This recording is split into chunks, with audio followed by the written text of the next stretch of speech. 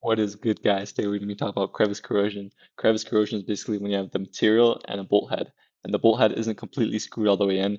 The person didn't do a good job, so there is crevice in between. The crevice is a gap, a narrow gap in between, and things like water can go in between that bolt head and the surface.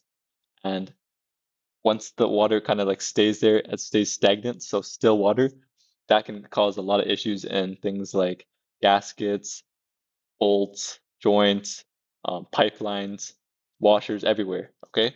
So why is this a problem?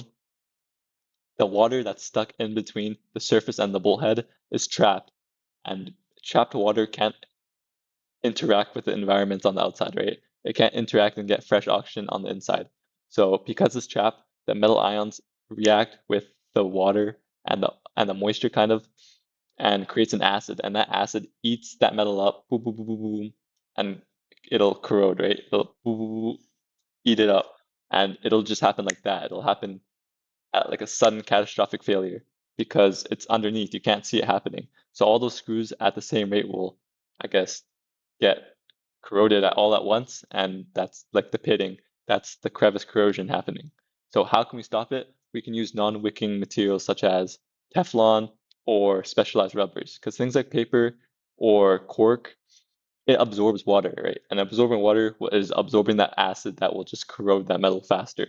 So we want things that is not absorbent, such as Teflon. Or let's say the gap is already there, right? The gap is already there. There's nothing we can do about it. We can add caulk or a sealant, right? That's like that white watery powder stuff that just sticks onto your crevice. So we can act it as like we can plug that physical barrier, right? That's the right word.